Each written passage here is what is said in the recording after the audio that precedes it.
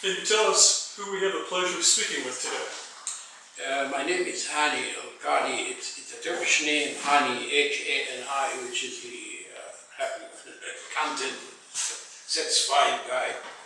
And El-Qazi is the judge, the justice. So if you put them together, it is the merciful or the passionate justice. Everything in this part of the world has a meaning. My name has a meaning. So I don't know how this has affected me, but I'm not passionate, I'm not just, but that's what my name is. So I grew up in the Middle East, between Egypt, Turkey, Syria, Cyprus, all these parts of the Mediterranean basin, as they say. And I grew up at the time of turmoil, it's a time of instability and uncertainty, and people were not really knowing what's going on. But one war after another, people hate each other, they look like each other, they speak the same language, they are similar in their features, but they hate each other, they fight each other, and they kill each other. So imagine childhood in this. I lost my family as a young guy, became a refugee and nothing, but I had a dream. I was like dreaming big and aiming high and thinking maybe tomorrow will be a better day, maybe there will be justice in the world, maybe there will be fairness, and so on. So it was a childhood that was not very pleasant. Let me just say, family was, a lot of them were killed in the war. And eventually I ended up in Europe studying art in Italy, between Italy and Alexandria. And after that, my father wanted me to do something to make a living. And he thought at the time, if we live in the Middle East, which is, and Africa, you have people who are, as a matter of fact, hungry for food, for education, for fairness, for equality, for equity. And then he said, well, you're doing art, what art is for? I mean, you think these people who are hungry in the streets will buy a painting from you to put in their home when they don't have a home? They live in tents or in the slums or in the ghettos. So he said, well, do something, go, be an educator, be a physician, be something that you can help our people. And he was convincing. I really didn't want to do anything but art. But so I made a compromise. My father was huge in my life, and I wanted to please him. So I went to the medical school after that in England. After I collected some money from my art, because I was selling my art in Italy, by the way. You see water by the water source, by the river, as they say, but I was able to do that. Making portraits in the streets, selling the portraits, and make money. I went to England and I studied medicine there, became a surgeon, and life went on. During that time, I served in Africa because I didn't want to be a physician that just makes money and became a glamorous guy and have properties and ranch and BMWs and all that. So I ended up going to Africa volunteering and working in epidemics. That's when I had my first-hand experience with malaria. I got malaria the first week serving in Dar es Salaam in Tanzania. Let me tell you, if I go back now and start again, I'd probably do the same. Situation in the world didn't really differ much. Still a lot of injustice, unfairness, and all that. And rich still getting richer, and poor still getting poorer. And we didn't solve many problems. So I wrote a lot. I wrote a lot about my trips, a lot of people I lived with, and about circumstances I've been through. My autobiography, the people I lived with, and I ended up getting into Iowa, which was really quite far away from what I thought. but I translated some work by a poet named Stanley Kunitz of Massachusetts. And I loved his work, and because of this publication, I was invited to come to Iowa to the Writers' Workshop in Iowa City. I never had any idea where Iowa City on the map. I thought it's a place where they grow the potatoes. I mean, Idaho was for me. Ohio was Iowa. I mean, I didn't know much. And I came to Cedar Rapids here, and from Cedar Rapids to Iowa City, and life went on.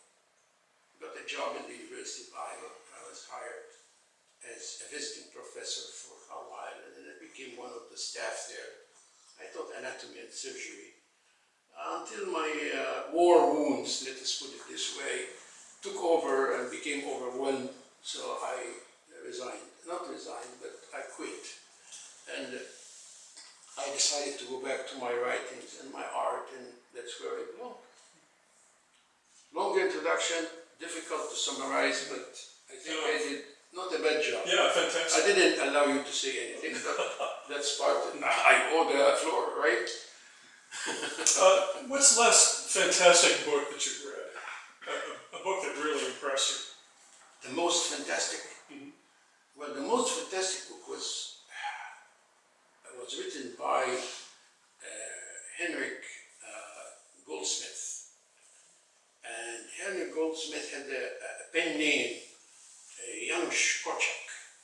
He was a physician in Warsaw, a pediatrician, a Jewish pediatrician, and he loved kids. And he practiced medicine in his life, very successful. But his medicine was not directed to the rich who compared. He would serve in orphanage and go to slums and work with the people who really needed and treat people free. So he was one of the poor physicians, Janusz Korczak. And when the Nazi came and invaded Poland in 1939,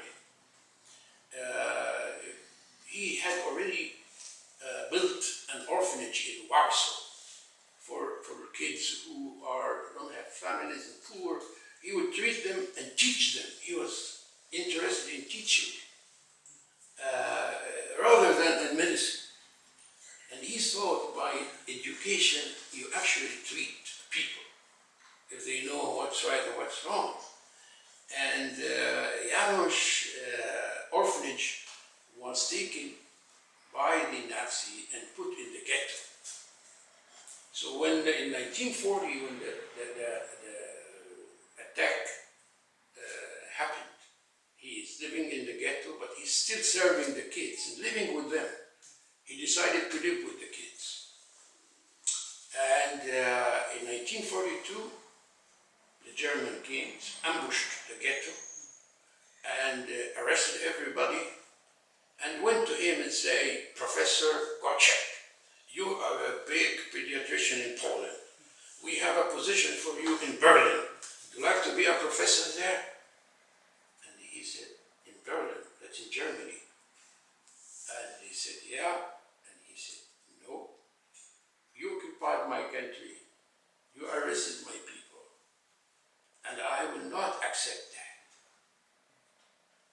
And as a result, they arrested him. And he said, okay, you want to go with your kids to the death camp? We're going to kill those kids. 10 kids. And he said, I will be the first to die.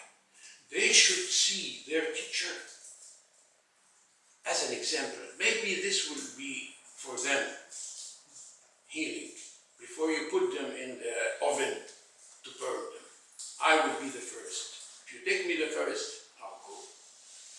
Shipped him, put him on the train, transportation station in Warsaw, the train to Treblinka, where the extermination camp is. And there, the death sentence came. And he stood with the kids. He said, listen, we are going to go there. In this gas chamber, we'll all die, but don't be afraid.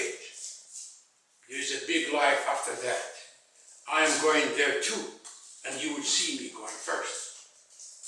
So the officers tried at the last moment to save him and say, get out. He said, no, I'm first. Took him, chained him, put him in the gas chamber. He died, followed by the 200 kids. Janusz Kocek had affected my life tremendously.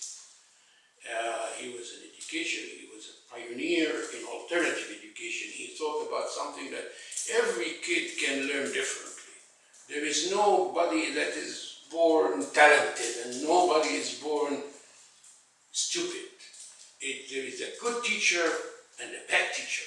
The good teacher who can find in the kid, who can make this kid genius. And that's his philosophy. He was the first to enlighten the world about that in the 1940s, the 1930s, with his writings. The book that was written about him, The Gate of Light, by Edir Cohen. And I think you can find a lot of it online, a lot of it, maybe old versions of it, of course, in the library here, by Edir Cohen, I-D-R, and Cohen, C-O-H-E. The book is The Gate of Life, about Janusz. Would this be an example of your favorite genre of book? No, but this is the most influential in my life. When I read this as a young medical student, I thought, man, that's my role model. I want to do this. I want to be like this man. It's not a very happy life, it's not a happy, glamorous life, but maybe that's the one I want to follow. And that's how the book. But no, the most interesting for me to read is history. I like history. And I know that history is controversial, history is written by the winner, history is written by the bias, and so on. But you still can have facts.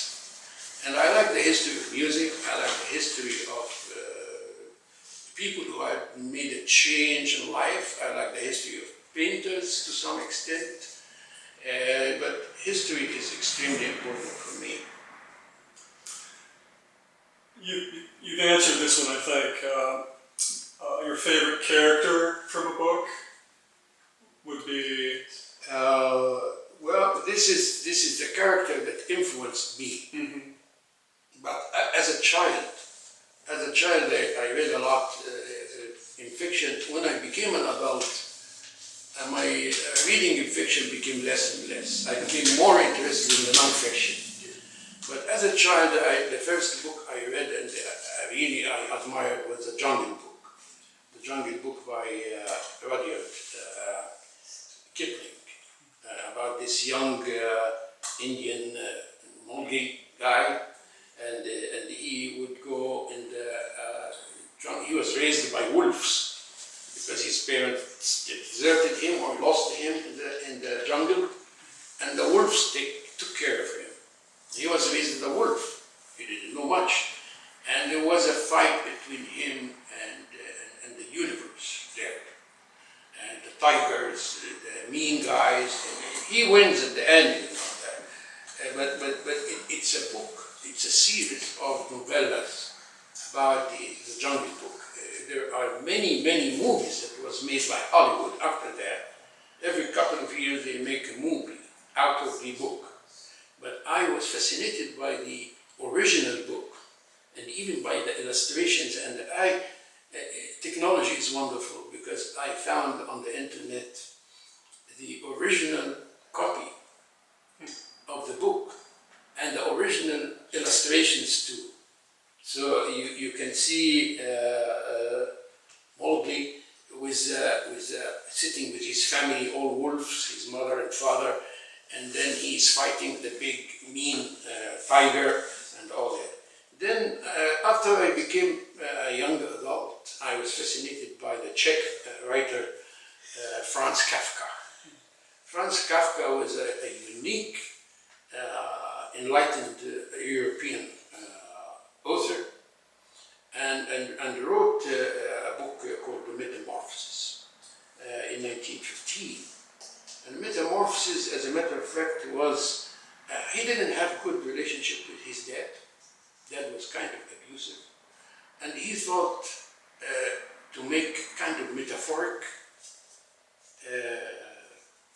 simile between the autocratic house life where the father is the power over the kid, beats him and tried to push him. So he thought the governments in general like his father. So he used this metamorphosis when he, one night, he would get up in the morning and find that he's transformed into a big insect, big beetle. He's lying on his back and his legs are there. All he can see is this tentacles coming out of his body. But he became mental transformation into an insect. And then see how this insect is treated by the others. Extremely important book in the history of European literature in the 20th century. Metamorphosis, again, because of the the fantasy and what they call the zoomorphism, where the animal becomes a human, and anthropologically the human becomes an animal, behave like an animal, traits of an animal imposed on a human, and so forth. So it was a very good symbolic, you can say, revolutionary. Now the last one that really affected my life in this genre was Art Spiegelman, Mouse. And I know a lot of people are familiar with this, especially school kids, that Art Spiegelman, he was, and still is, I hope he's still alive. He wrote between 1980 and 1991 a series of novellas about mouse. And mouse are the symbol of his people that are like mice, and their enemies, the Germans, are the, let us say, the violent animals again, and the people that are in between, like the Poles, for instance, are pigs. So he made all this, the Germans were cats, tried to jump on the Jewish little mice, and he made the first historic illustrated cartoon novel. It's all illustrated. You can see the whole thing. It's a family history, sitting with his father, that's Arthur, sitting with his father, tell me what happened in the Holocaust. And then he puts this into mice and pigs and cats. Very important book. I think in the questions that you sent us as a preparation for this session, you asked about how this had influenced you. Yeah, the whole thing, it has to do with the imagination of the artist, the experience, my own experience. So these books were so much related to me in a way that's really staggering.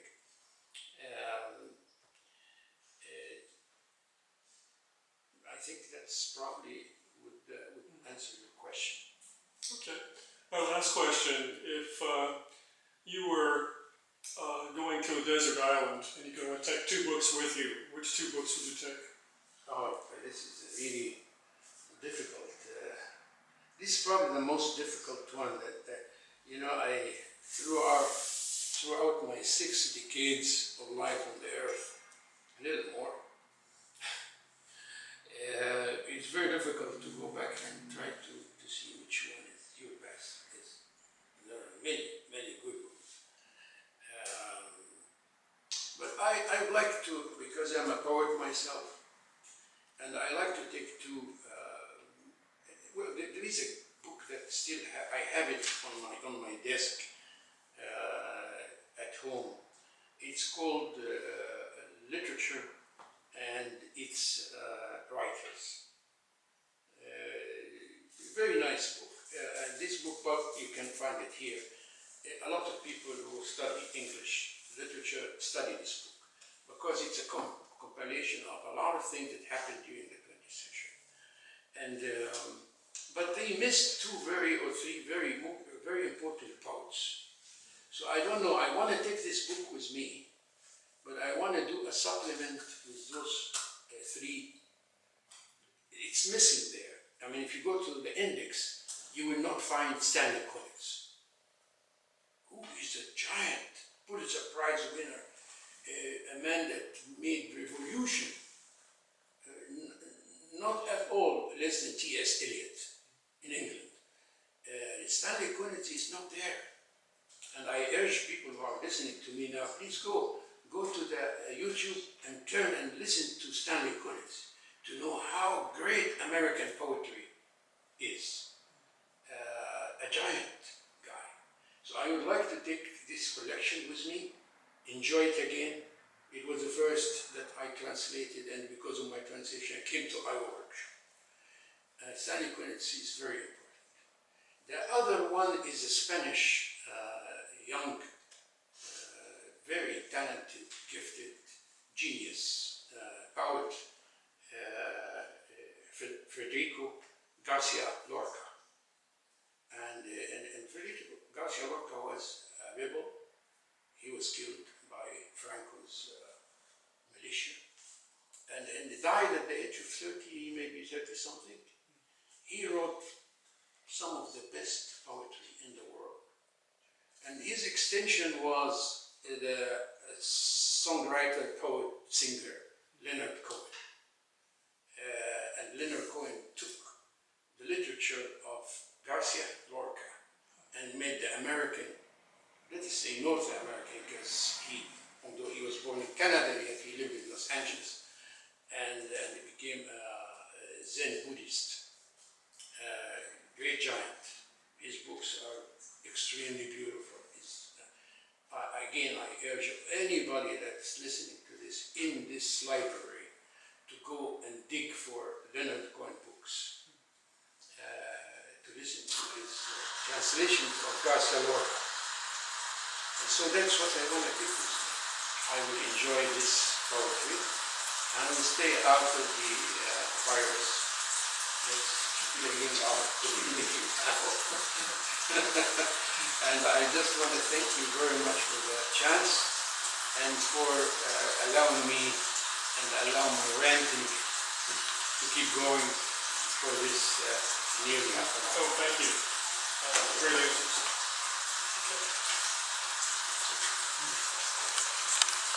Okay.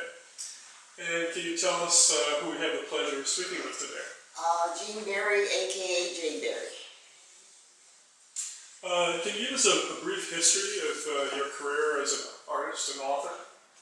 Well, I came to my art late in life, and it's a pretty long story. I've always drawn ever since I was a little bit kid, and in my home, it was known that I was notorious for any clean surface was my canvas, so I drew over everything.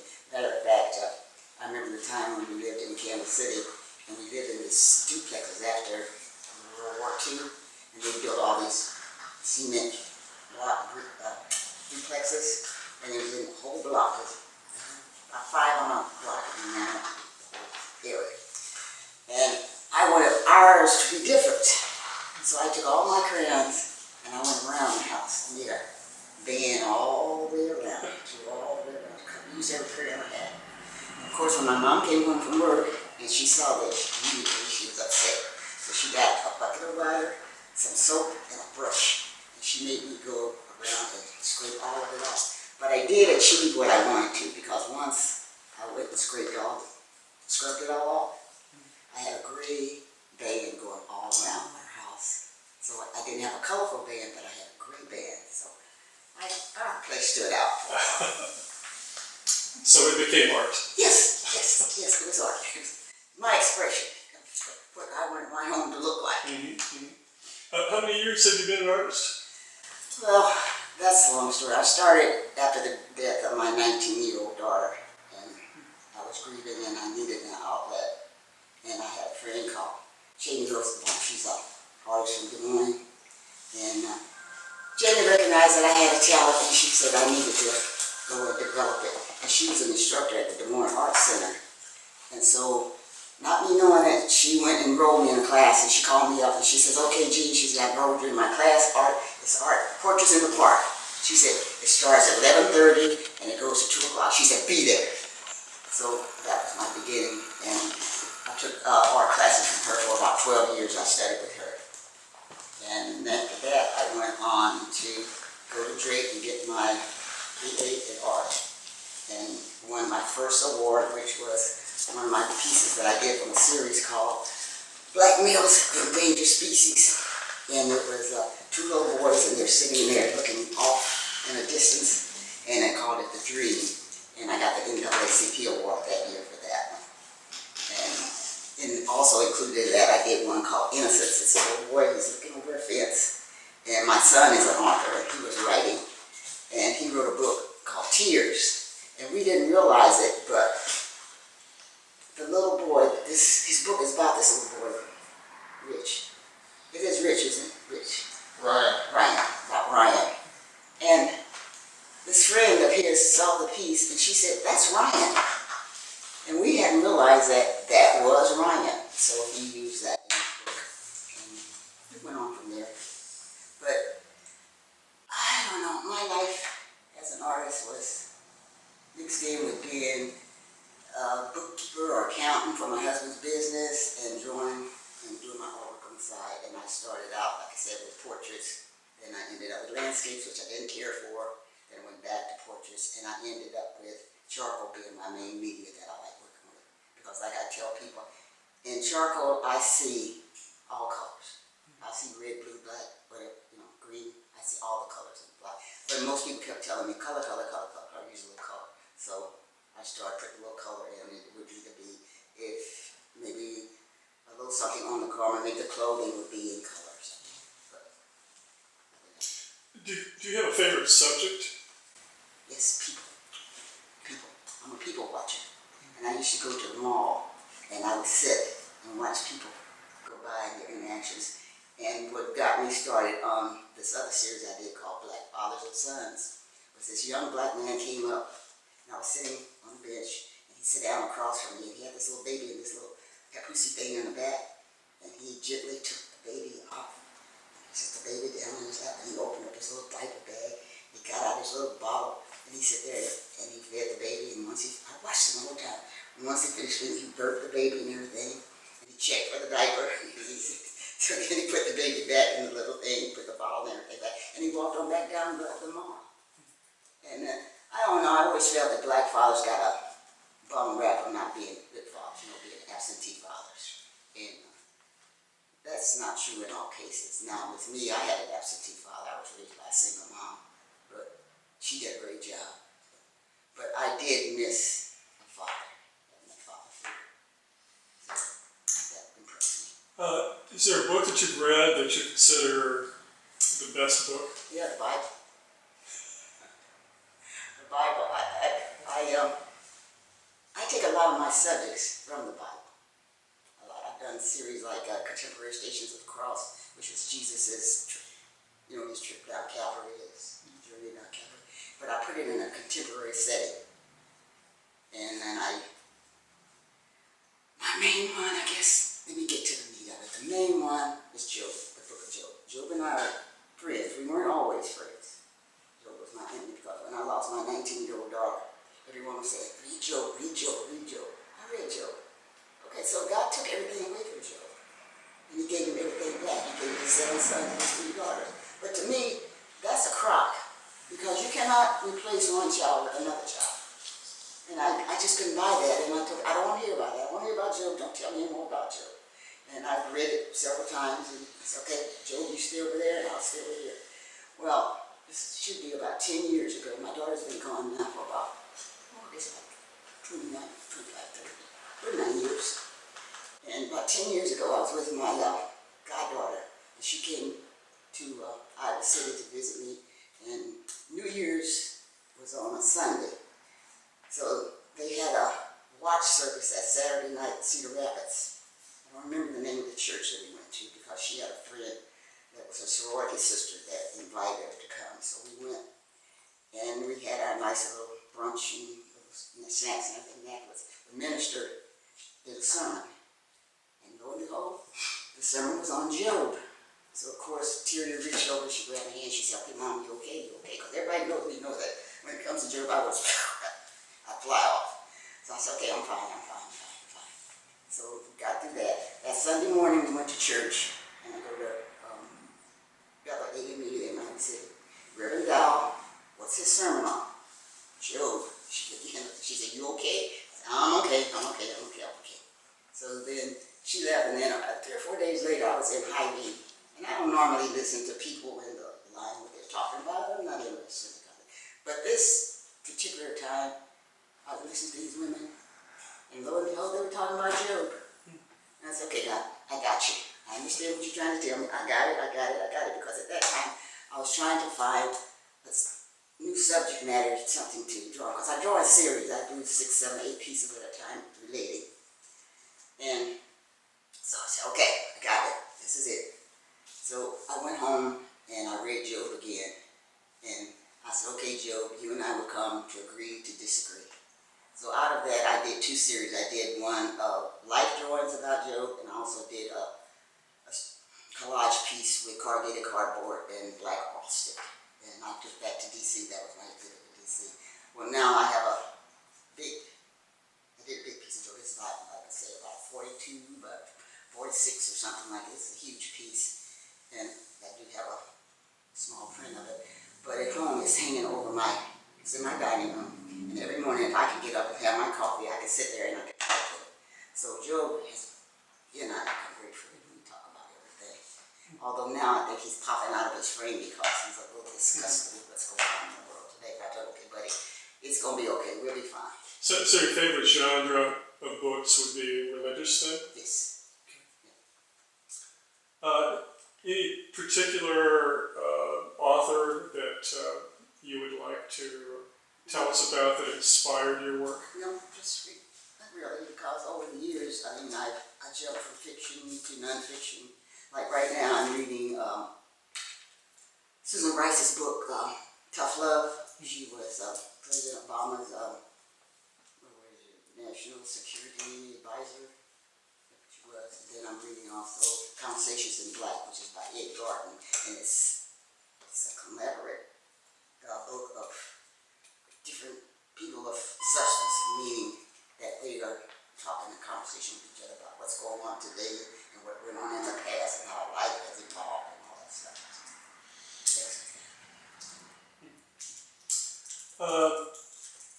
Where are you going with your art in terms of what you'd like to hope to accomplish next?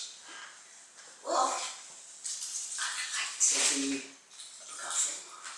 Remember it?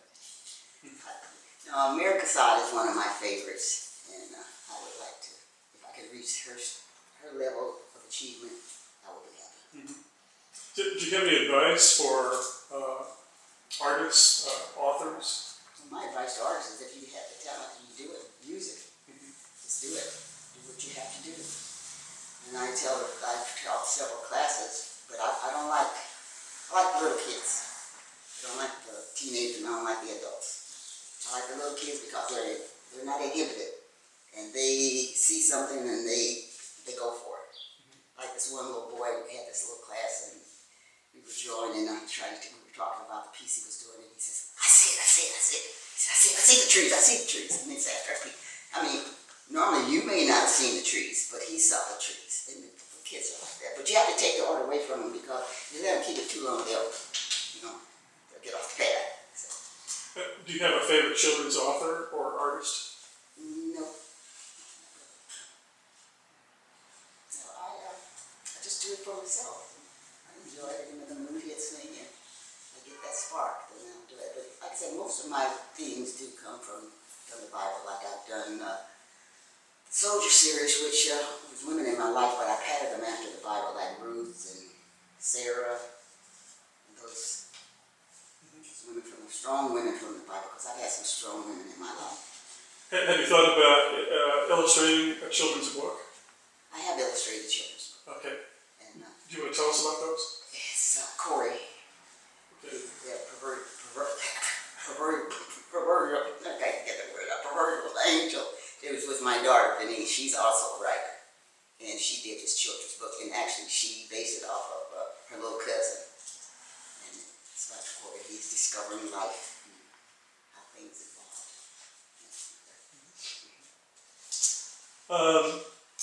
Any words of inspiration that you would like to share with us? Well, all I can say is if you see something that you want to do, do it. And as far as art is concerned, you're not going to be prolific and be producing all the time. You're going to have your downtime. Like right now, I'm on one of my downtimes, although my son and everybody seem to think I should be working. But you can't work unless you have an inspiration and something catches you. Like sometimes, you see something in a magazine or you hear a poem or something like that, maybe it kind of spurs you. But I have to be motivated. And like the one that I did on Contemporary Stations of the Cross, like I said, I was talking to him. He was in D.C. at the time. He was teaching there at Howard. And we were talking about 2 o'clock in the morning, and TV was on, and I had this religious channel on. And that's when the Jesus crucifixion came up. And I knew then that I had to do something for that. So I did that. And then, of course, like I told you about Job, and he come along. But that's the most important aspect in my life. It's Job. Okay, fantastic. I think we should get your son up here too. Oh, yeah. He's a good talker. I'm not too much of a talker, but he is. He can really spill it out. Plus, he's loud. That's great. You ready, Steve? You're doing good, Mom. He's loud. Yeah, fantastic. Yeah, and your work is wonderful. We're very honored to have your show as part of the Juneteenth celebration. Thank you. So thank you very much. Thank you for having me. Oh, And yes. being interested in my little desert life. But thank you. Yeah, fantastic. Mine's Playboy and Penthouse. No, Okay, yes, we forgot number 4. If you take only 2 books to a desert island, which ones would you take? If I took 2 books to the desert island, I'd have to say 3. The first one would be my Bible. And the other 2 would be my daughter, Denise Berry. She's also an author. Would be her first book, So Good. And the second book would be my son Stephen's book, which is Tears. And I would take those 2. That's what I would take. Oh, fantastic. You're in good company. Yeah. I'll have to check those out. My daughter is an author. She's written 4 books. Matter of fact, her current book would have been out this month, but due to the virus and everything, it shut down. Is she in Iowa? Yeah, she's a professor at the University of Iowa. And, Oh, okay. it's called Driven. It's her kind of semi-autobiography of how she got to where she Oh, is. you'll have to have her come up and visit. Okay, I'll have her do that. If she wants to do an author's talk at some point, or if she has some books that she would Okay. like us to try to promote and sell. Oh, that sounds good. Yeah. I'll tell her We'll that. do that. I'll tell her. Yeah, these are some of the books that of authors that have presented here. And we've had readings, and we've had booksellers, and just Just a variety. So. okay, I will do that. I'm sure she'd be glad to do that, especially with this new book that's coming out. People are watching so much TV now, and they're not doing that much reading. Sure. But when her first book came out, I mean, she really got a lot of, Yeah, I talk to a lot of people that say, they just don't read anymore yeah. because of television and video and the internet. So, I'm kind of guilty of that, son. I read a lot of stuff on the internet, which becomes addictive. right. One reason, okay, let me read this. Yeah, I think with the pandemic, people are reading more. Yeah, like I said, I am reading more. I told you the 2 books I've got now, they're fiction. Okay, all Fantastic. right, thank you. All right, thank you. All right, Steve, you ready?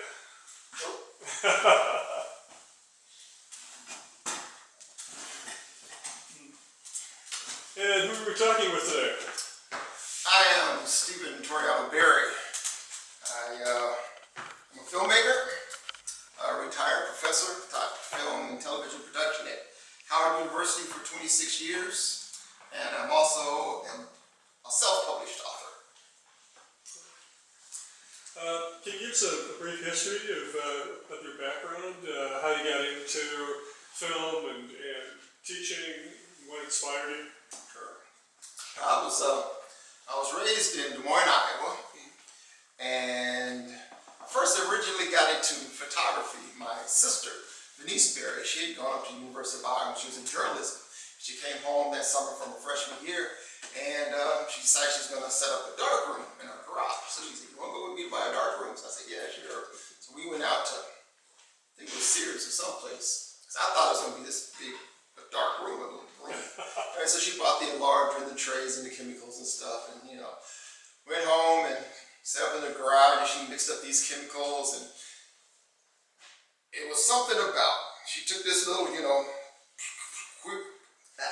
clear white sheet of paper, put it under the enlarger, turn on this little, light, and this reverse image came out, turn it off. And now this was before the Polaroids. When you could pull it out and see the image come, they had the Polaroids where you wait and then you pull it back off.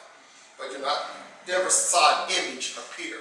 But she put that little clear sheet of paper in that water looking stuff and swished it around. I was there like, what the heck are you doing? And when that image came out, I was hooked. The photo bug, I don't think she ever used that dark room. And I was out there dating every night. And ironically, when I got back to high school, which was my junior year, I had a photography class that I, to this day, do not remember signing up for. So, I was a photographer all through high school. I would, shoot at all the basketball games, football games, sporting events. I think my junior year, out of 584 photos in the book, 362 of them were mine or something like that. It was amazing. And then I decided to go to college, and I decided to. Well, initially I went under the electrical engineering program, but after a semester of engineering classes, and so I decided to switch majors to photography and art. And so after I graduated, I went to University of Iowa my freshman and sophomore year. Then I transferred to Arizona State University. Got my BA in photography, or in art, with an emphasis in photography. And then I went to film school film school at UCLA, because I wasn't really ready to work when I came out of undergrad. So, and I shot like Super 8mm films. My dad would always do regular 8 and Super 8mm home movies and stuff. And so that was kind of a start for me. And Do you have a favorite filmmaker? a favorite filmmaker? That is a good question, because I can't say I've ever really even thought about that. There's some filmmakers I like. One is, and I know the names are not going to come through, the guy that did, boy, I hate when my brain does that. You see everything in your head, Oh, sure. but the words don't come. Stanley Kubrick. I always thought Kubrick was a bit, I'm not going to say overrated, but I couldn't get with his vision. Avatar, the guy that did Avatar. Anyway, I've just always been impressed with the work he's did. Now Spielberg, for example, Spielberg's a storyteller. Spielberg, some serious storytelling. There was also another filmmaker that I used to think I'd like to be like. I can't remember his name right now either. Because he was an independent filmmaker, but he was able to get Hollywood distribution and pretty much do the films that he was able to do. I never necessarily wanted to do Hollywood, so to speak, although I would have if I had got the opportunity. Have there been any authors that have influenced your filmmaking? Not really. I can't say that there has been. I can't say that I've actually intertwined, the writing and filmmaking. Now, that said, my first novel, Tears, started off as a feature-length screenplay that I wrote when I was at UCLA in film school. Yeah, and what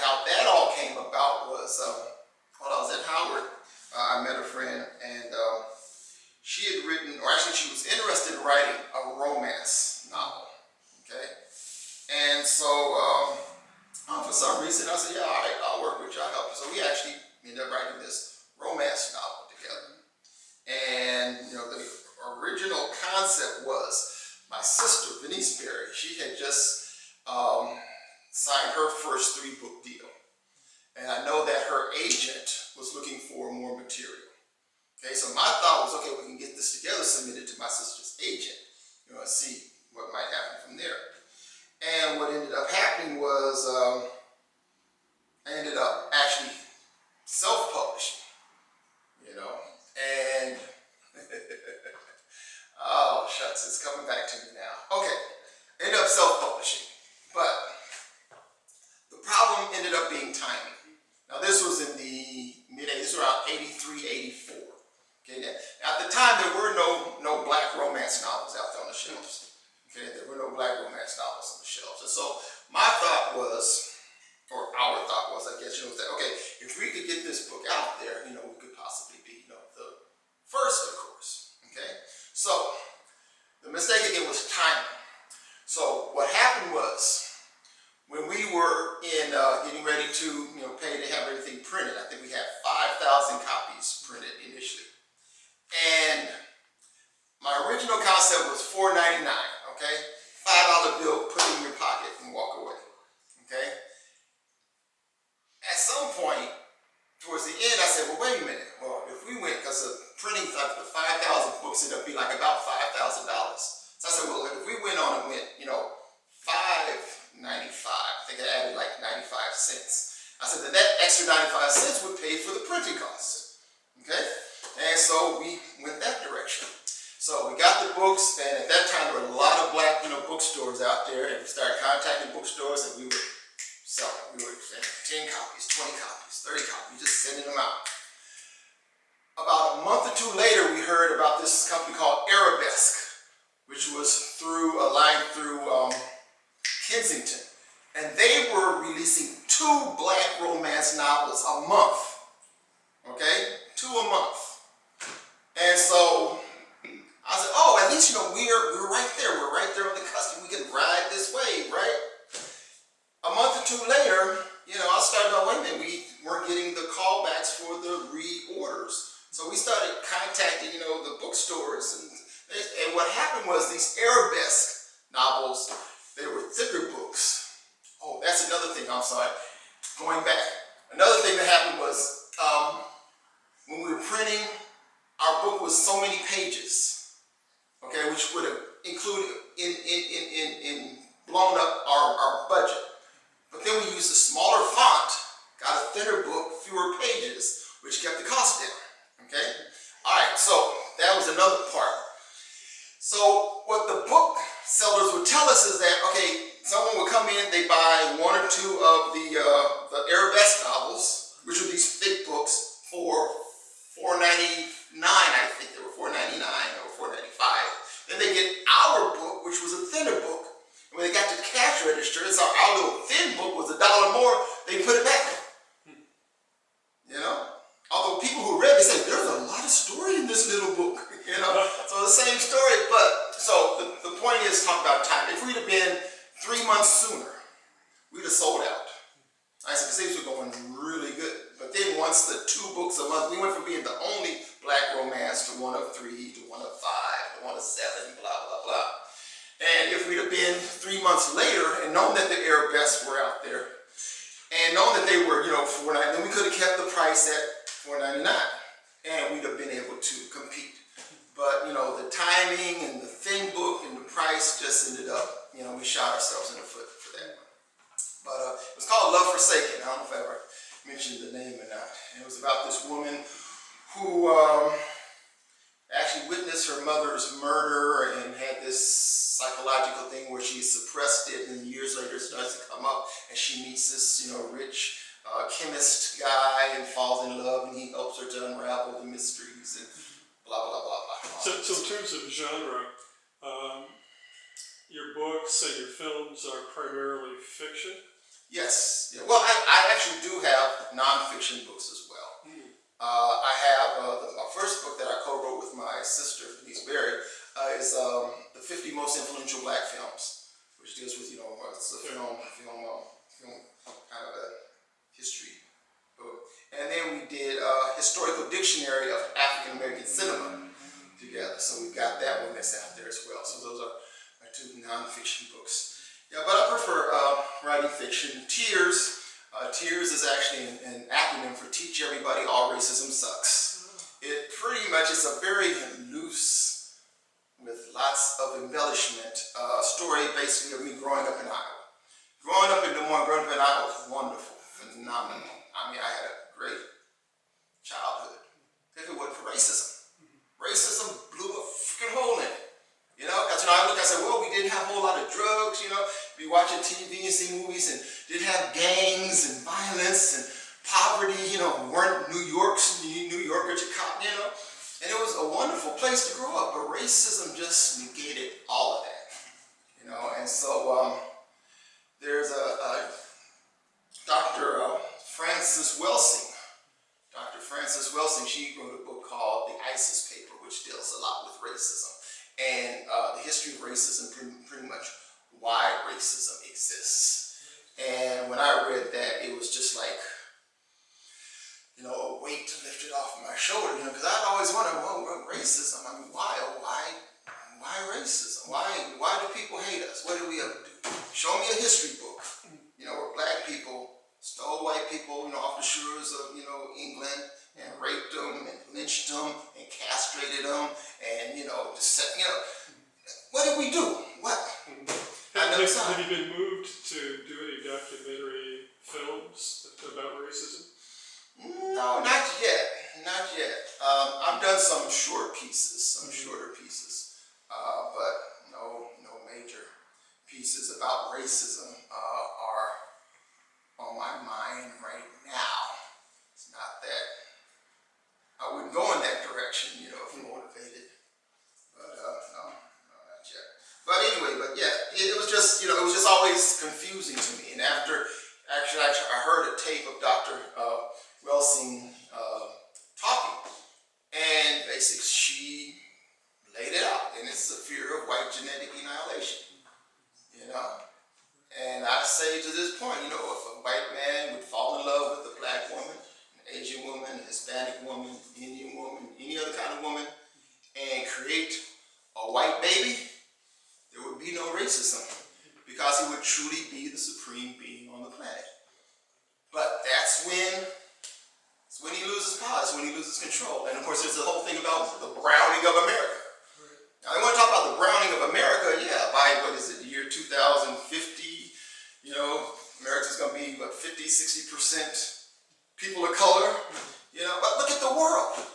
White people are the minority on the planet. Always have been, always will be, you know.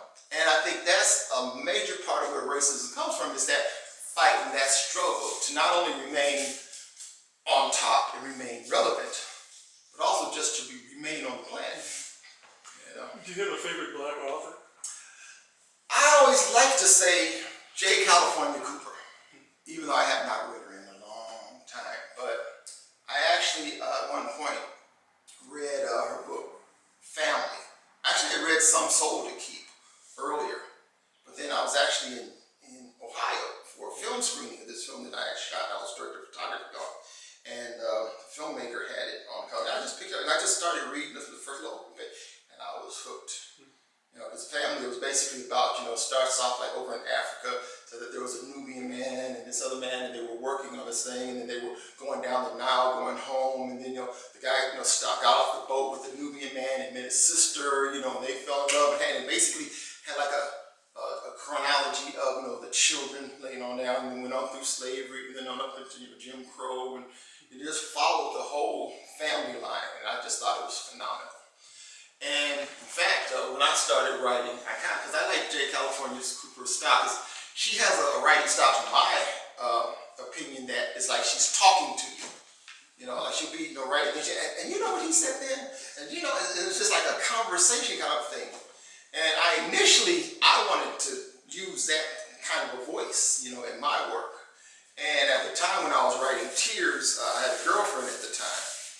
I would not mention any names. I had a girlfriend at the time that did a lot of writing, and she was actually editing for me. She was doing a lot of editing for me. And she'd take all that out. She just So I actually let her change my writing style, which sometimes I kind of irks me when I think about it. I wonder, what if? But you know, it is what it is. And really, to be perfectly honest right now, that style that I had in my head is not even there anymore. You know, so it's not like I can even go back to it. You know, but that was my first novel. The second novel I wrote is called The Honeyman's Son. And this actually was inspired by, I had a good friend named Joel Fluellen while I was at UCLA. He was an actor. He was a veteran actor. You remember the movie A Raisin in the Sun? Yeah, A Raisin in the Sun. Sure. Okay, you remember when Sidney Poitier's character, he got involved and he put up his money to start a juke joint or a bar, and the guy ran off with the money? Well, the guy that came to tell Sidney that the money was gone, and Sidney grabbed him and slapped him around, that was Joe Fluellen. That was my friend, Mr. Flu. Anyway, Mr. Flu, he grew up in Monroe, Louisiana.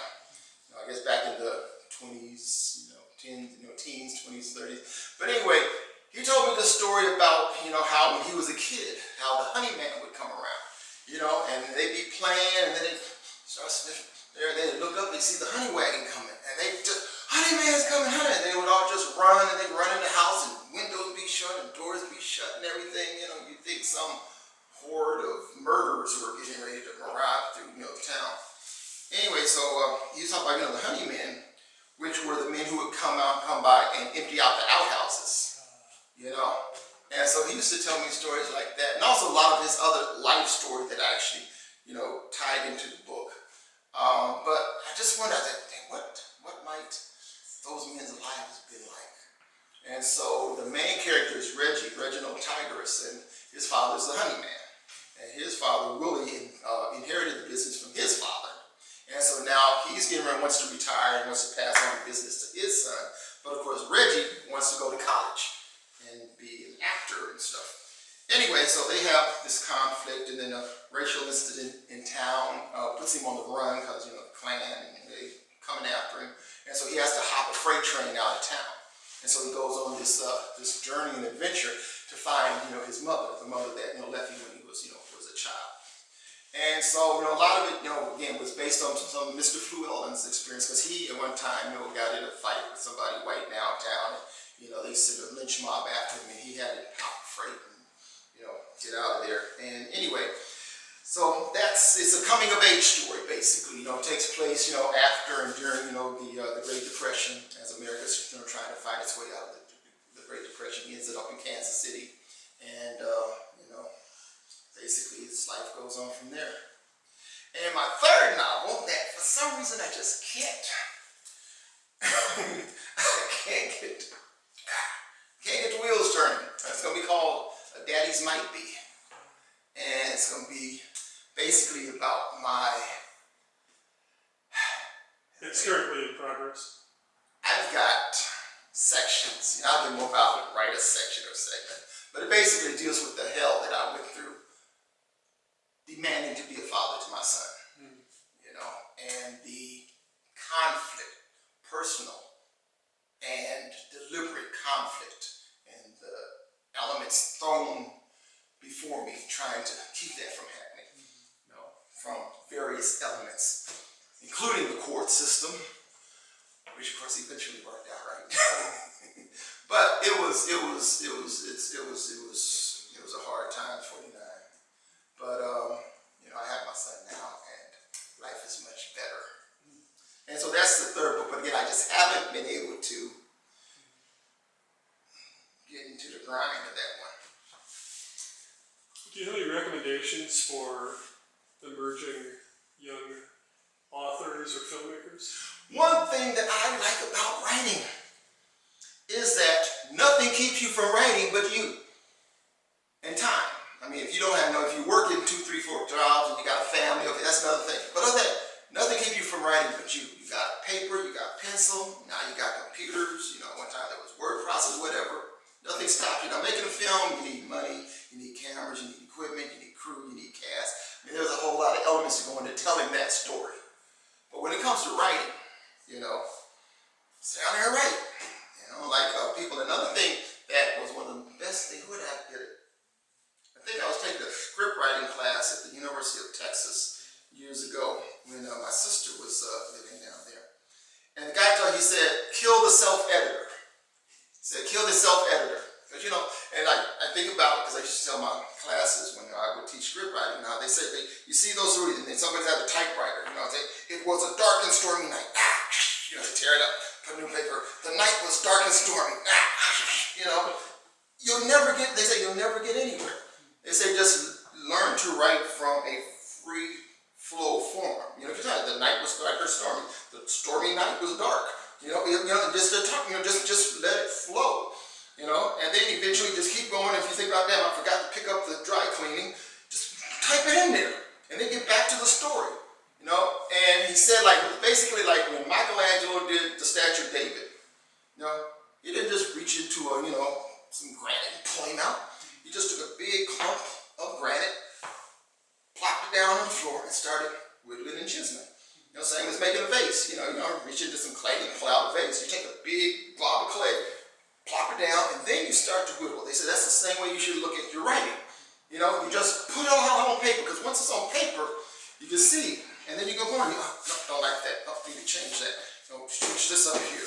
Take that, you know, and then you start to basically shape and mold the story out of the words, you know, that are, you know, are on the page.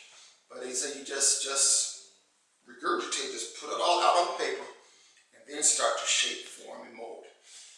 And I found that to be the better way to go. In filmmaking, if you got money, you can make a movie. Actually, though, really today, you know, with the technology, you can make a movie on your iPhone. I've seen some phenomenal films made on a freaking iPhone. You know, and I used to tell my students all the time, you know, it's like, you know, if you know what you're doing, you can do some dang good work with the basics. You know, but if you don't know what you're doing, you know, I can give you a $5,000 Panavision 35mm reflex gold camera that they use in Hollywood. And it's still gonna look like a piece of crap because you don't know what the heck you're doing. Would you be interested in teaching a filmmaking class here at the sanctuary? Oh, sure. Yeah, actually, I've done workshops. In fact, I'll email you my proposal package. Oh, that would be great. And we can do that. That would be great. Yeah, we can definitely do that. And this could be done on cell phones, or it could be done on video Oh, cameras? yeah. Cell phones, video cameras. You know, now we got the DSLRs now. Right. You know, in fact, I call it from script to screen. You are basically, we sit down and we come up with concept, come up with characters. We put those characters, you know, in a scenario, write out the script, shoot it, cut it, it's done. Oh, perfect. Yeah, Yeah. that would be great. Yeah, so yeah, I'd love to. That would be nice. Another thought, too, is having a film night retrospective of your work. If you're I just interested. woke up this morning thinking about that. Did you really? No, yeah, really, because I was thinking that I'm in the process now. Actually, I worked on I'm the co-creator and director of a dramatic TV series called No Matter What, which is the first dramatic TV series of Belize, Belize, Central America. And a couple months ago, I went to Trinidad and visited a friend, former student, and hung out, and I connected with Trinidad and Tobago, TTTV, Trinidad and Tobago Television, and I got, you know, through Film Code, this company, that series on Jamaican television. And so I was thinking about, you know, putting together a retrospective of my work, you know, and actually shooting, you know, introductions. And I was trying to figure out whether I wanted to, you know, just be me and the camera, and this film was about this and explain it, or get somebody to interview me, you know, what a kind of like a Turner Classic Movies kind of thing or something. But putting together a series of my work, and just this morning, opened my eyes. So yes, I would love that. Let's do it. Okay, fantastic. All right. Would you like to leave us with any words of inspiration? If I had them, I'd keep them for myself. I need them. No, I don't know. All I say is, you know, it's creativity. You know, creativity can be hard, but when it's right, it can be so rewarding. And I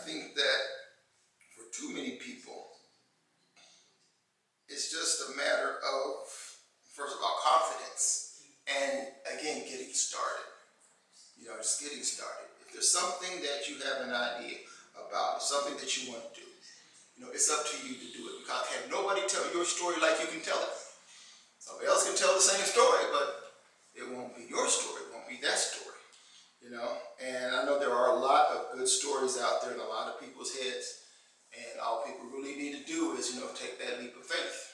And like I said again, when it comes to writing, there's nothing keeping you from it. Like I said, unless you're on a desert island without a pen and paper or a computer and two good books that are already written. Because you can't write it in the sand, okay? That won't work. Well, thank you. A great interview. Well, thank you. I'm glad I thought about something to say. Yeah, thanks so much for coming, and thank you for being part of our art. Thanks for being here. Thanks for being here. You always say that, hey, God's got a plan. And He puts good people in the right places and things happen. That's how it's supposed to work. So Absolutely. it's all good. Okay.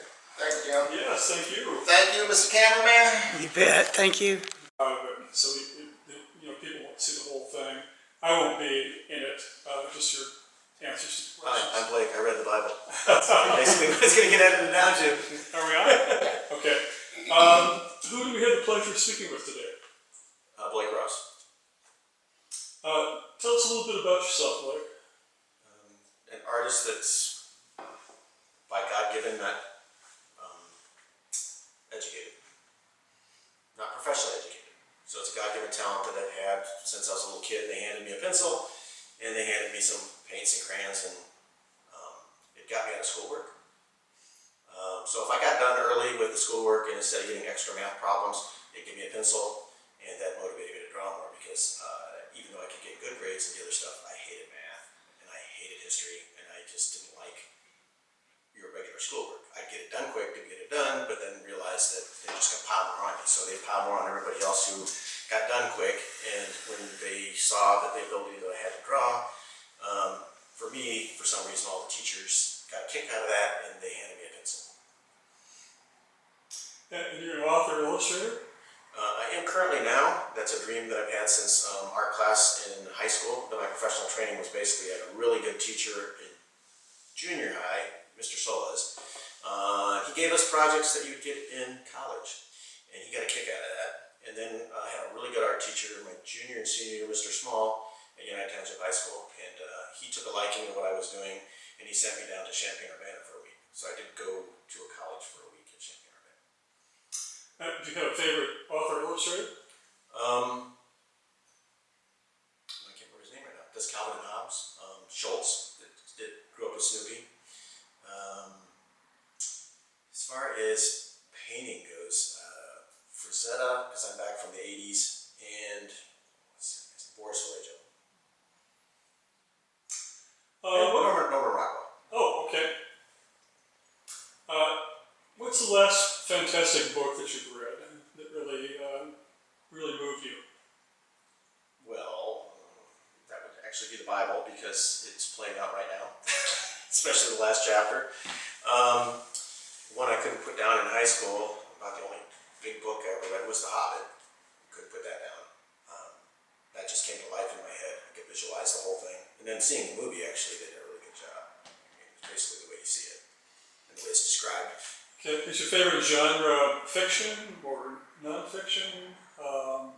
Growing up, it was probably fiction, but I like a lot of reality stuff, tech, cooking, science,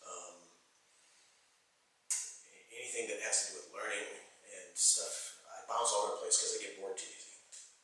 So I sporadically read. I read bits and pieces of stuff, and I guess it's called speed reading now, where I scan stuff to get the big picture.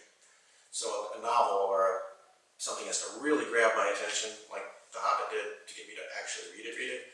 Otherwise, it was graphic novels, like Bram Stoker's, and I did the graphic novel version of it, and a lot of comic books. I think we all did that growing up. So a lot of graphic novels, a lot of comic books, as I'm a more visual person. What's your greatest challenge as a illustrator or cartoonist? Working looking for myself. Career in art, I designed and did advertising for everybody else. People always come to me wanting something for their business or wanting something, and pleasing them was what really made me happy, not really the money. When it came time to do something for myself, I had to distance myself from it and look at it from a third person perspective, where I was doing the stories that my kids and I joked about when we were on vacation, or if we came up with the ideas and we laughed and joked about it, entertained us. I wanted to share that, and I wanted other people to get the same quality time that we got out of those stories and the joy that we got from it. And I figured that's also a gift from God. So I started stockpiling those story ideas in high school and kept doing it all through the art career. But I could never get myself to sit down and give myself that time as an artist. And it was always, I'm the type of person that's always the caregiver. I was the mom at home and the dad, and I'm always taking care of everybody else. So when it came time to do the books, and I walked away from the majority of the creative side of doing things, where I went back to freelancing and didn't have the 9 to 5 anymore. On top of that, I had to look at it from a third person perspective and do it for my kids, and do it for not myself, but as a business. I had to look at myself as, I'm doing this for God and I'm doing this for my kids, and they're the client. And then my kids were teenagers by the time we did this, and what's funny is when I wrote the stories out and then took little sketches to them of what we joked about in the car on road trips, or whenever these stories came out, they were teenagers and they laughed about these stories like it was that they were 5 years old again. So I kind of knew I nailed it at that point with the couple of books I did do. So that was a good test model, because, and I didn't intentionally test it once. We were waiting to see a movie on DVD, and I can't remember which Pixar film it was, and it was a big one, and they've been waiting a whole year for it to come out. So we went to the movie back then, Hollywood Video, already, it's only been 100 years. So we got Hollywood Video, get the CD, bring it home, I put it in the VCR, and all I have is the copy, no pictures, and I'm just reading the story again. And they've been waiting for this movie, and normally I put that in and they'd be like, Dad, shut up, the movie's starting. And I started reading the story to them when the movie started, and they totally ignored Pixar and started laughing and joking back with me like they did in the car when they were 5 again. And I know that they're probably tainted a little bit on that, because they were involved in it too, and it's their story too. But that little test really got me excited.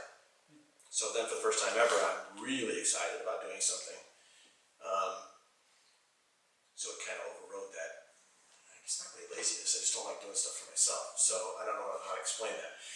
But that motivation really got me excited to sit down at the drawing table and do that first drawing. And then when I get bored with something and don't want to keep doing it because I've already done it in my head for myself, I would go show them the picture, or they'd come up and see it, and they'd get all excited again. And then it got more and more exciting to see each page get done. And then once you've experienced that, and I suppose that's where other artists have me beat over the career, and why I slacked off as a commercial artist, because I create all this stuff and get that excitement out of a client. And when you see somebody that happy, you're excited. And once you see somebody get that excited about something that's kind of purely yours and your own and your kids, belongs to you and your family, and I suppose that's where the actual artists get that excitement from, because I guess I've never really experienced that before. Does that make any sense? Oh, it does. Which leads me to ask a question about feedback. What type of feedback, or what kinds of comments are you getting about your work? Oh, I've never been able to tell the story without crying. It kept getting, I'll have to lead into it. It kept getting better, because after the excitement of seeing my kids get excited, and then my own excitement about that, my youngest was the one that came up with our first book idea, which was this one. He asked this question, Daddy, why doesn't Santa use elephants? And that was in a road trip in the middle of summer, and he was only like 2. And we got the book all completely done, sent it off to the printer, and got a truck shows up with all the books that come to my house, besides the one that go to the distributor to go out to the Barnes & Nobles. But we have to unload all these books into the house. And I put them in the garage, and I took the very first book that came off the truck, box of books, the big crate, put it on the coffee table, and we waited for the kids to come home from school. The 2 older kids got home first, and they understood what we were doing. We waited till the little one got home, and we sat them all down on the couch and opened that box, and he got the very first book. And we signed them and numbered 1 through 20 for family members, so there's a limited edition 20 books that belong to my family, and number 1 book is his. And his excitement over that then was the next step. Then I went bookstores and places to do book signings, and to see people react and pick the book up and see them stand there laughing and flipping through it. And we'd done a test with 20-some people with the book before it got published to test it, and that was exciting. But then to actually be there in a store and get that kind of feedback was absolutely phenomenal. And then it went to school visits, which was even better, and zoos, because we did a zoo book, so we got invited to the zoo. But I was sitting at a Hy-Vee, and it was a really busy day, and this lady that reminded me of my grandma, little tiny, frail, had to be late 90s, and walked super, super, super slow. So old that, it's like just really, really slow. And the table's all piled up with people, and she's at the end, and she's standing there and flipping through this book, flipping through this book, flipping through this book, and she just keeps looking at this thing. And I look over and I'm like, and I'm still learning to multitask with people because I'm used to one-on-one being in creative where you're meeting with one client. And I asked everybody if they could give me just a second, and I talked to her and I'm like, what? And she starts apologizing. She goes, I'm sorry if I'm taking up time and I'm here. She goes, I'm so old that I never had any kids, and I've outlived everybody, and I don't have anybody, and I'm trying to think of somebody I could get it to. And she goes, I really want to buy one, and I'm sorry, I can't think of anybody to buy it for. And she keeps pausing. I said, oh no, don't apologize. You just made my whole day. That's the nicest thing anybody's ever said about that you've stood here that long trying to figure out somebody to buy it for and give it to that you like it that much. I go, you made my whole day. She comes back like an hour or two later after she got her groceries, and she's standing there just so quietly waiting, and as happy as can be, like a little 2-year-old, smiling, holding that book. And I go, I don't want to be rude, and I don't want to be nosy. I go, but I have to know, if you don't mind telling me, who did you decide to give the book to? And she goes, I like this book so much that I decided that I'm buying it for myself, and whenever I get depressed, I'm going to get it out and look at it because it makes me smile. And I choked up, and every time I tell that story, I start crying. And that kind of did it.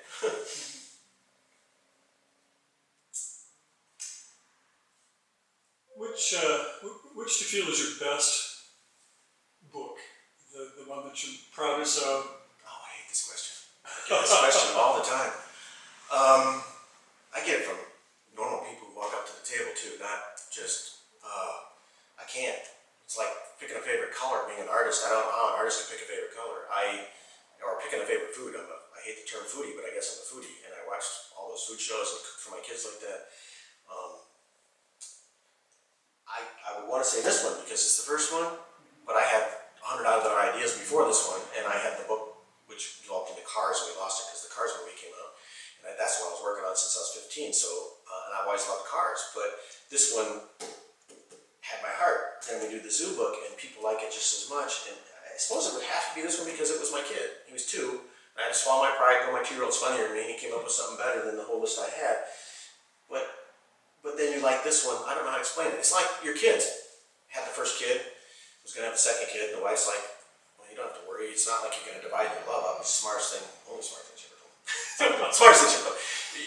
You don't divide your love up between the kids. Every time you add a new kid, you're adding more love in your life. And I think it's like that with a painting or a story. To have a favorite is kind of hard because you put as much work into it, and now it's the new one again. And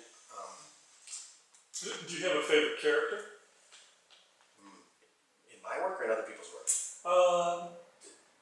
It can be in your work, or also if you have a favorite character from another author. Oh, maybe Calvin Hobbes, Calvin with the little tiger, because I read that comic strip and it's like, that's my childhood.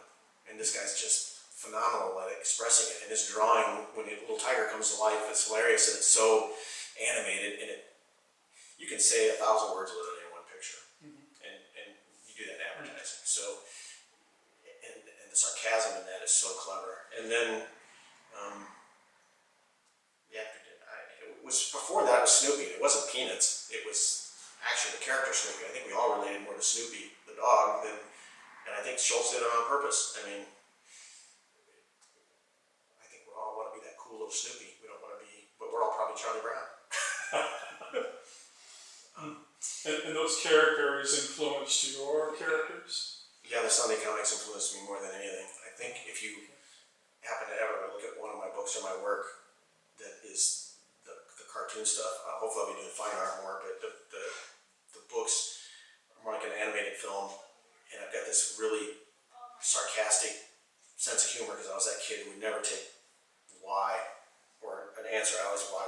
Even when you gave me an answer, especially if it didn't make sense, I'd be like, just because that's the standard it still doesn't make sense, and I would never accept that. So I've got this whacked out way of looking at things, and Calvin Hobbes does that, and that's become really popular the last 20 or 30 years. And it became really popular in advertising, and that's why I had 20 years in it where I liked it, because that sarcastic wit and humor and a flip on copy lines or a double play or triple play on words, I get a kick out of that. And I got that by being a really shy kid that would never come out from behind my mom's legs. So if I had to deal with something or deal with something emotional or deal with something where I was shy or embarrassed at school, I'd crack the joke.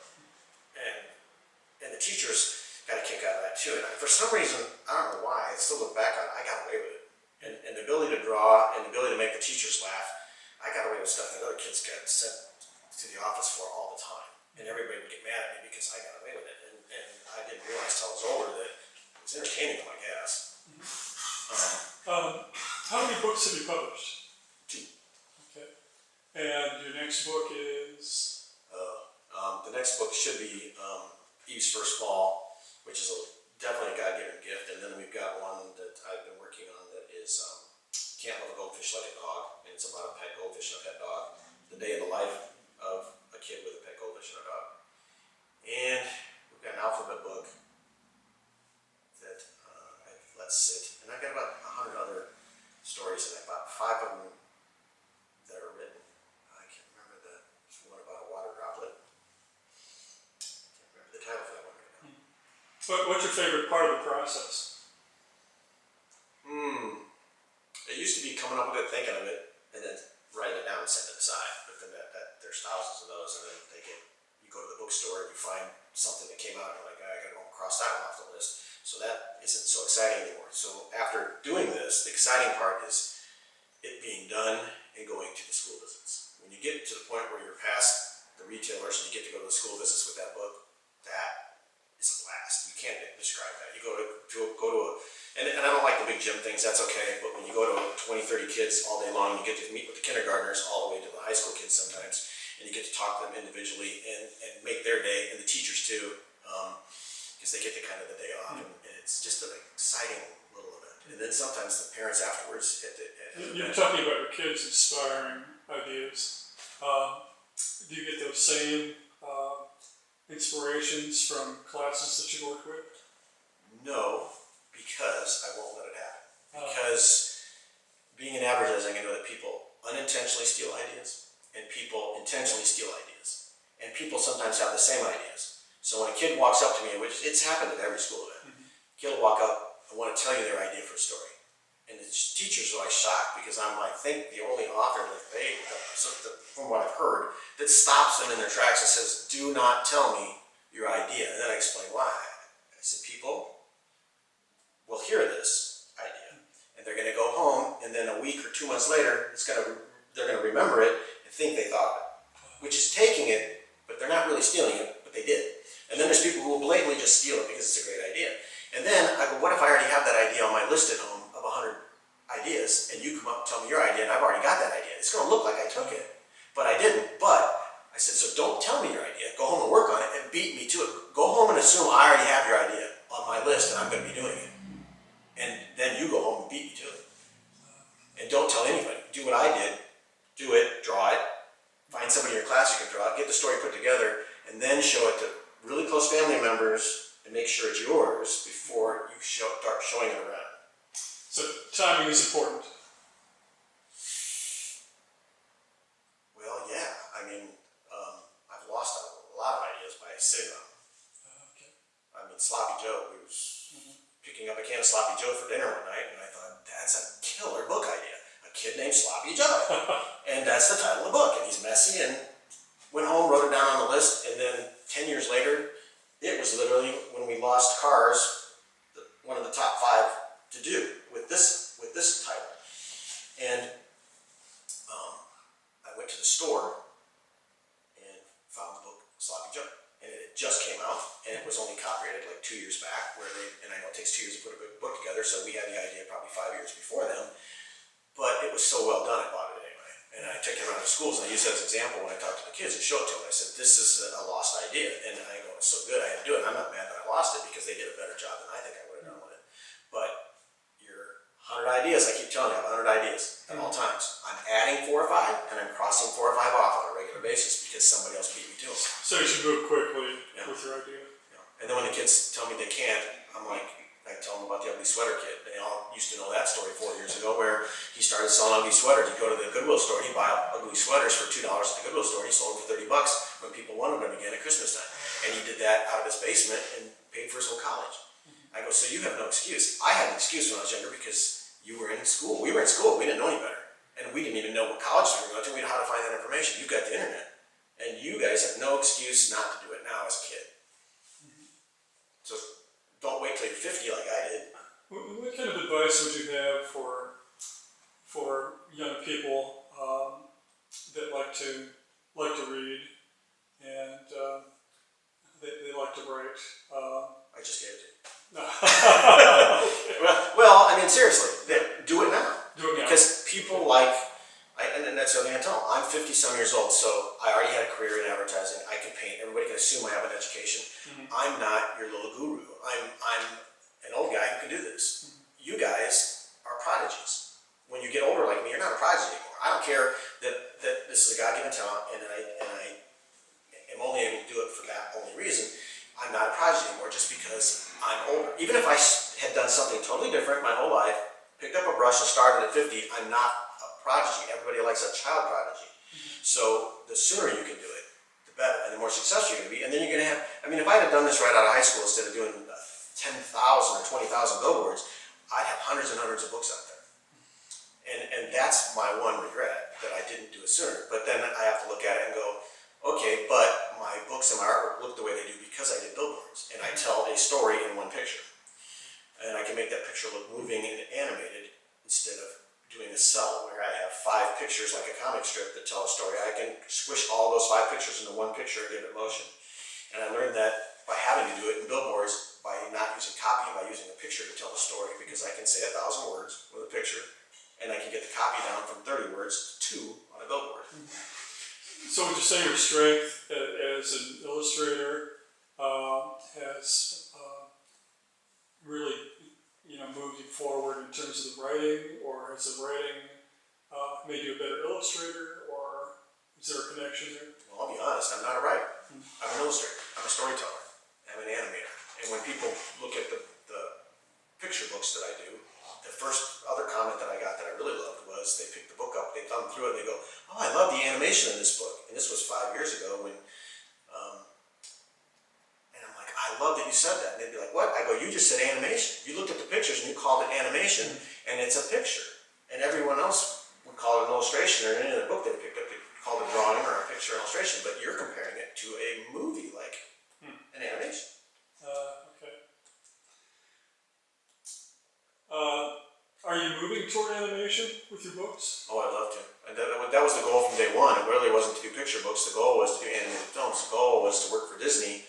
And when I got out of high school, they were talking about not doing, they were going to close up animation studios. It was too expensive. Everything was still hand-drawn. And I ran across a guy it was only a few months into working part-time at the advertising agency, the billboard company. Ran into a guy who did the storyboards for Black Beauty and for Roger Rabbit. And he wanted me to go, and he said he'd get me in the door and start doing background paintings, and they would train me to illustrate. But everything I was hearing was it was dead. And I would go there, and what am I going to do? And that was a mistake I made. I didn't do it. Who knew that Jobs was going to come on with computers and completely revitalize animation to make it the biggest thing ever? Do you have a favorite animation?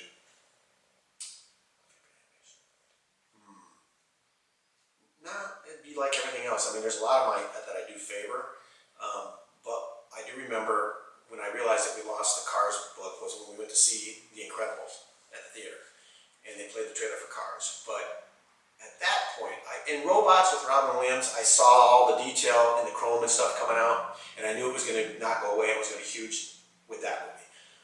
But then when you saw Stuart Little with that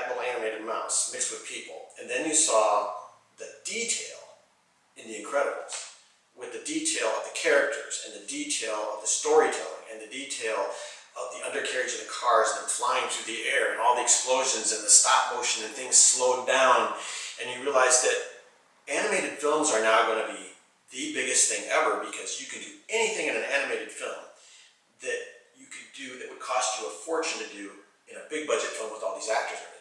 You can do any, and their animated films like The Incredibles and stuff are moving more to being like Sylvester and Roadrunner and everything entertained all of us with, and Bugs Bunny entertained us with some adult humor that was in it that we didn't realize was in there. Now it's even more so that way, where those animated films aren't for kids. Those animated films, that's why I worked to make these books look like an animated film, because animated films, I enjoyed them more than my kids when we went to them. I mean, you go to an animated film, and anybody in that theater is going to enjoy it, whether you're 99 or 2, even if you can't read, because there's so much action going on. So those things are, so that's what I gear towards. I gear towards what Pixar does. And Pixar has the ability, and Disney, they have the ability to emotionally drag you into the story, set it up like you do in a novel or book, and they do it more like a novel or book, like they're your best writers, and that's what they gear it on. And they run through that whole story, and they set the whole stage with your characters and your emotions and get you to like and dislike certain people, and then they flip things on you, and then they have that happy ending. And but the animation becomes so rich and so detailed, and the characters so involved that you look at that, and now a lot of it that you're seeing is animation. You don't realize that CGI is animation. In all your major motion pictures and all your films, most of it's CGI. All your science fiction and everything that we love, Star Trek, all of it. You know, I suppose I should go back and see if there's any books I could read on Star Trek, because I just grew up with Star Trek and love Star Trek. So science fiction, yeah, I suppose that. Do you still watch it? Oh yeah. I don't know if you can physically watch all of the offshoots. I've watched a lot of the offshoots, but there's so much of it that, and they blew my mind away when they did a reset of the old. I like the old retro stuff, and I try to do in my books. I try to do retro art, retro pictures, stuff that is how you get somebody at 99 to like something, by putting an old toy in there or an old car in there. Somebody who's 30, somebody who's younger. But when Star Trek did the reset of the old movies that first came out that were based on the original series, and they have all these offshoots, and everybody got bored with the offshoots. Well, how much more can you do with all these stupid offshoots with Next Generation and Picard and all this other junk? How do we get that original love of Star Trek that you can't beat the best, the original? And then the movies, they remade the movies, but when they remade the movies again, they did a time reset. And I'm like, I watched that first one, and I'm like, one, it's brilliant that they went out and found actors that actually look like everybody, and you feel like you're in the old movie. And then they did a time reset, and I'm like, now I have to go watch every single Star Trek movie that comes out to see how they changed it. You know, instead of Spock dying, then Kirk dies, and instead of, you know, it's a time reset, and you're like, wow, they blew that one. They got me on that one, because I was like, that's brilliant. I wouldn't have thought of it. They just reset the whole thing. Okay. That's not a book, but it's a storytelling. Do you have any parting advice for emerging illustrators, authors? Most important thing, I'm still learning every day, and you've taught me a lot, and this place has taught me a lot. And the thing that I'm learning is to just do it, because every day that I'm not doing it, and I didn't learn this until now, I'm looking at it as I've got more ideas than I can possibly finish before I die. And I have to try and select what do I want to do. And the people that are successful are the ones, and they're happiest because they're just doing what they want to do. You just do it. And if you're looking at a $40,000, $60,000 a year job that you're not going to be happy with, and you're going to make $20,000 with your art, and that's where your heart is, or your writing, and that's where your heart is, oh, believe me, take the $20,000. Because that $40,000, $50,000, $60,000 a year, 20 years will go by before you realized it. And then you're going to wake up and go, I didn't do it. Right. And you will be happier. I keep trying to tell my mom that she keeps trying to get me to go back to other things, go back to more money. And I keep telling her, you don't get it. $1 doesn't mean a thing to me. When I die and I'm on my deathbed, if I am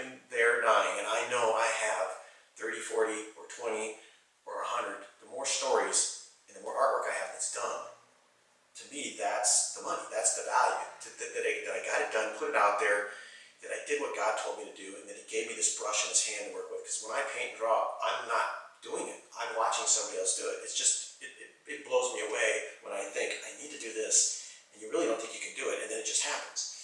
So you're also not using God's talent if you're not doing what you were made to do. But you're not going to be happy. And if you die with $1 million in the bank, it's not going to matter.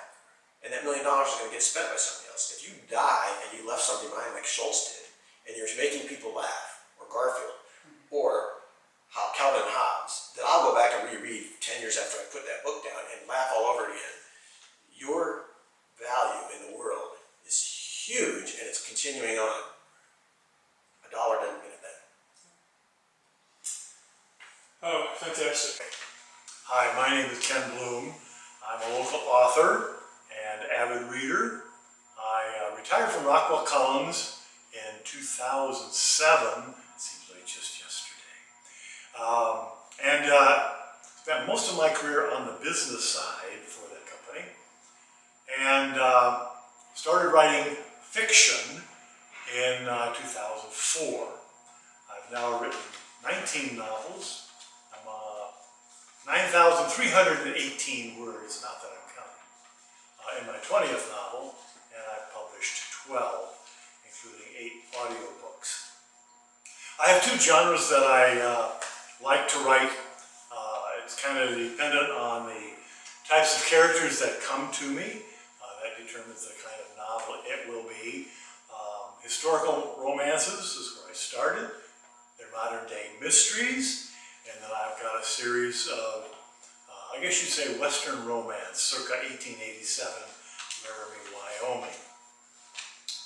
Let's see. I think that's probably enough history in who I am. The last fantastic book that I read. Interestingly enough, I actually like to read old classics. Probably better than modern day. So the last great novel I read was A Christmas Carol by Charles Dickens. Now, I confess there's mixed motives there, because last December my daughter said, "Hey Dad, you should write a Christmas story. Everybody loves Christmas stories." And of course, that's all it took for characters to show up and suggest, "You need to write my story." And it would be an adaptation of a Christmas story. So I had to kind of refreshen myself on what that book's all about. There will be, well, all right, there might be a Ghost of Christmas Past, Christmas Present, and Christmas Future. We'll just have to see. Favorite genre? Really my favorite genre is romance novels. A little odd for a male, and that's maybe why I like to write historical romances or modern day romances. The rationale is very simple. For me, stories come from characters. Characters show up about 4:30 in the morning, kind of wake me up, start telling me their story, and suggesting that this might be the next great American novel.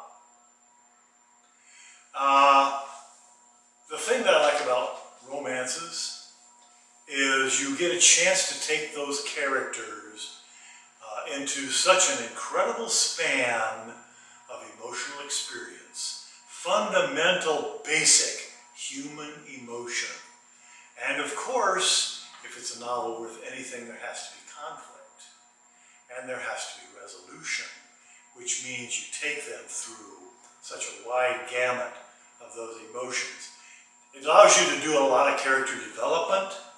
It allows the readers to empathize, sympathize, smile with, cry with, and hooray at the end of what those stories are about. That is the essence and the reason that I like that particular genre.